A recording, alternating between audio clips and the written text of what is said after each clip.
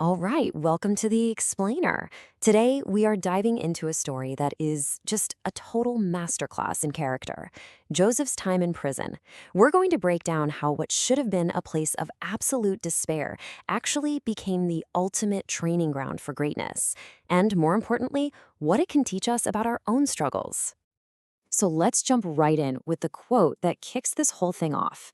This is the pivotal moment, right? This isn't just a line of dialogue. It's a window straight into Joseph's character. When he's faced with this huge temptation from his master's wife, his very first thought isn't about the consequences for himself, but about his integrity before God. And that right there, that one choice, made under intense pressure, becomes the foundation for his entire story. It's this incredible test of who he is, and it proves that his principles, well, they just weren't for sale. He doesn't stick around to argue or try to find a loophole. He just runs. And that physical act of fleeing, it shows he gets this really deep principle that compromising who you are for some kind of personal gain, well, it's not really a gain at all. He chose the much, much harder path because it was the only one that let him keep his soul intact. Okay, so now we get to the part that feels, well, totally unfair. Let's talk about the immediate and brutal price of doing the right thing, because as we're about to see, it doesn't always come with an instant reward. So Joseph does the right thing, the honorable thing. He shows complete faithfulness to his master and to his God. He does everything right. And what's his reward? He gets falsely accused and thrown into the king's prison. I mean, this is the ultimate injustice, right?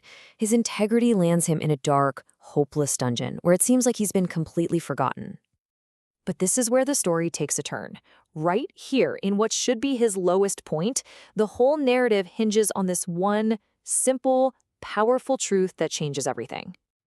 And this is the absolute key to understanding the whole story. You've got the circumstance on one side. He's a prisoner, falsely accused, totally forgotten. But then you have the reality on the other, and it's so simple, but the Lord was with Joseph. That single phrase redefines his entire situation from that point on. You see that phrase, the Lord was with Joseph? It's not a one-off. It shows up when he's on top of the world in Potiphar's house, and it shows up again when he's at rock bottom in prison. What this tells us is that God's favor wasn't tied to his location or his status. It was tied to his faithfulness. That was the one constant in his life. So let's look at how this all played out. Because this divine presence wasn't just some vague, warm feeling.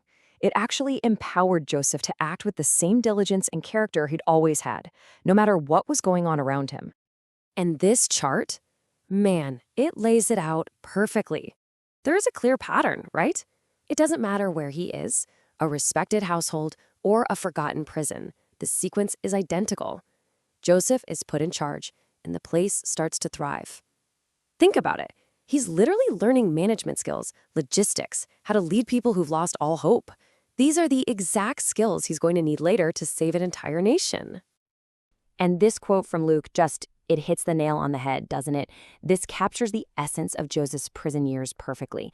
He proved he could be trusted to run a prison, the least of things. And that faithfulness was the training, the proof that he could be trusted to run an entire nation. Much. Absolutely nothing was wasted. So, what's the big picture here? This is where we reframe the whole thing. The prison wasn't just a dead end, a punishment for doing good. The story shows us it was actually a period of intense preparation. We can think of Joseph's time in prison as a divine trial. A period of suffering that's actually designed to test and prepare you for your purpose. The Psalms even reflect on this, saying, "The word of the Lord tried him." The prison wasn't just holding his body, it was forging his character until he was ready for what was coming next. And this isn't some one-off idea, It's a theme you see again and again. The Apostle Peter talks about this same concept, that suffering, when you endure it for a while, it actually serves a purpose. It's meant to perfect you, to establish and strengthen and settle you. It's a transformative process. So what's the big takeaway for us? It's that how we act when we're in the middle of a trial, that's what really matters. That our faithfulness, our integrity when things are at their absolute worst, that isn't just about getting through it. It's the very curriculum that prepares us for our purpose. It is never wasted time. And that's the question I want to leave you with as we wrap this up.